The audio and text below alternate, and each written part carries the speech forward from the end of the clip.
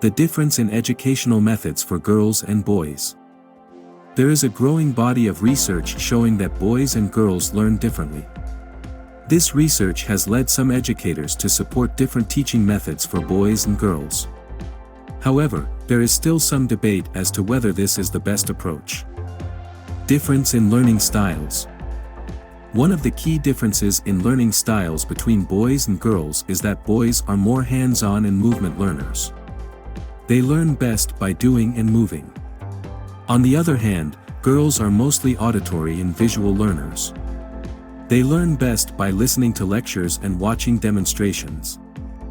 Difference in emotional and social needs.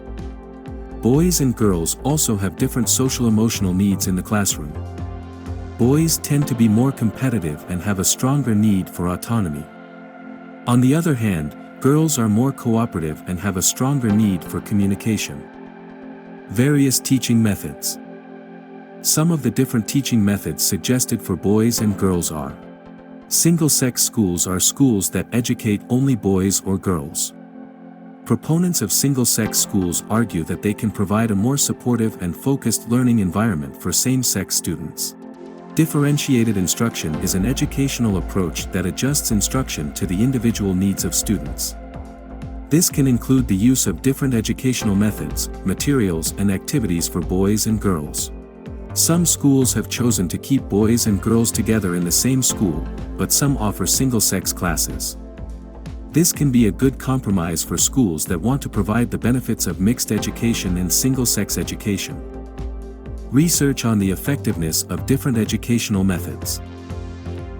If you like this type of videos, follow the Psychography channel so that you don't miss the next videos, and by activating the bell, you will be notified as soon as the next videos. Research on the effectiveness of different educational methods for boys and girls is mixed. Some studies have shown that single-sex schools can lead to higher academic achievement and self-esteem for both boys and girls. Other studies have shown that differentiated instruction can be effective for both boys and girls. However, it is important to note that research on this topic is still in its early stages. More research is needed to determine which teaching methods are most effective for boys and girls. There is no single answer to the question of whether boys and girls should be taught differently. The best approach for a particular school or student depends on a variety of factors, including individual student needs, available resources, and the school's philosophy. Some other things to keep in mind about the differences in training methods for boys and girls. It is important to note that there is a lot of variation in both boys and girls. Not all boys learn in the same way and not all girls learn the same way.